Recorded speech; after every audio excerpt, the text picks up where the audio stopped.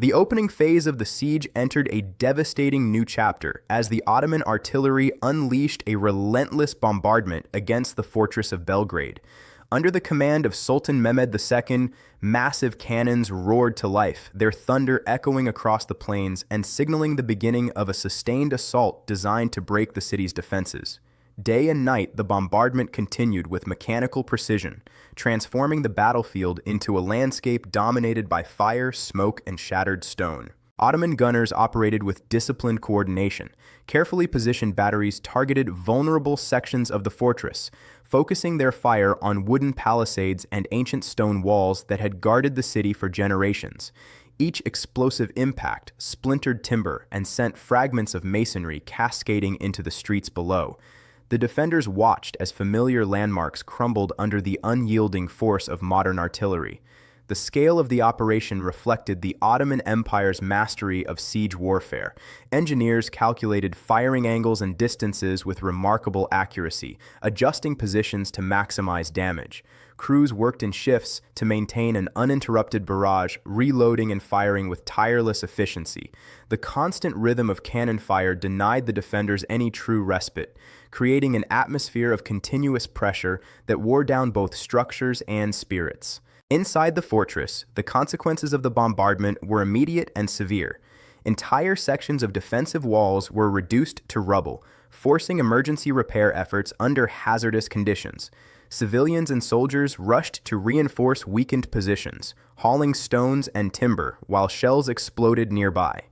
Dust filled the air, and the ground trembled with each impact, turning routine movement into a perilous undertaking.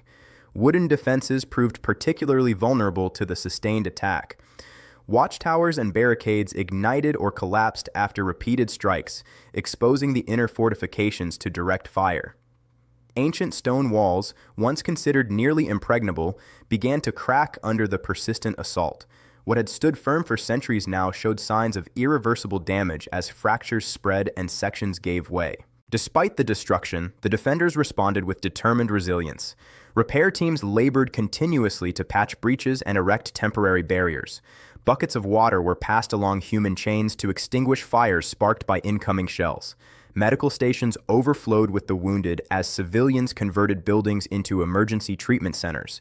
Every available resource was mobilized to counter the effects of the bombardment. The psychological toll of the ceaseless artillery fire proved as significant as the physical damage. Sleep became scarce as explosions shattered the silence of night. The constant roar created an atmosphere of tension and uncertainty, testing the endurance of everyone within the walls. Yet amid the chaos, leaders worked to sustain morale, reminding the population that survival depended on unity and perseverance. Outside the city, the Ottoman camp operated with calculated efficiency. Artillery officers monitored the results of each volley, refining their targeting to exploit emerging weaknesses. Supply units ensured a steady flow of ammunition to the gun positions, allowing the barrage to continue without interruption. The seamless integration of logistics and firepower underscored the empire's capacity to sustain long-term operations. Weeks of bombardment gradually reshaped the fortress. Once sturdy ramparts were scarred by craters and fractures, and debris accumulated in the streets. The skyline of Belgrade changed as towers were reduced in height or toppled entirely. Each day brought fresh destruction, reinforcing the sense that the siege had entered a decisive and unforgiving phase. Weather conditions added another layer of difficulty.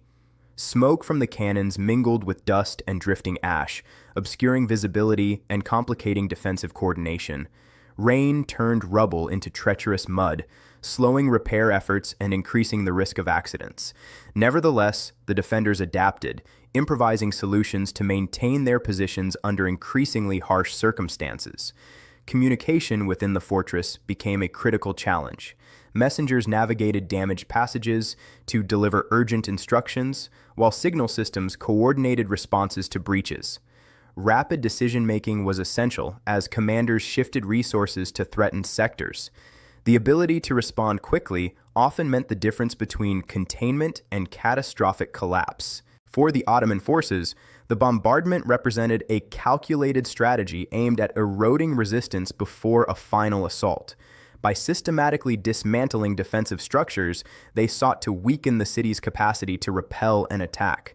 The sustained artillery campaign demonstrated a clear understanding of modern siege principles, combining technological superiority with disciplined execution. As the weeks passed, the cumulative impact of the bombardment became impossible to ignore. Sections of the fortress approached the brink of structural failure, and the strain on defenders intensified. Yet even in the face of mounting devastation, the city refused to surrender. Acts of courage and cooperation emerged daily, reinforcing a shared commitment to endurance. The relentless cannon fire transformed the siege into a contest of attrition. Every shattered wall and burning barricade testified to the power of the Ottoman war machine, while every repaired breach symbolized the determination of the defenders.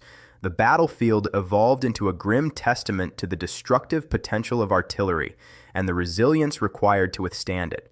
In this crucible of fire and stone, Belgrade's fate hung in the balance. The unending bombardment signaled the Ottoman Empire's intent to achieve victory through overwhelming force. At the same time, it revealed the extraordinary capacity of a besieged population to adapt and resist under extreme pressure. The clash between artillery and endurance would shape the course of the siege and leave an enduring mark on the history of the region.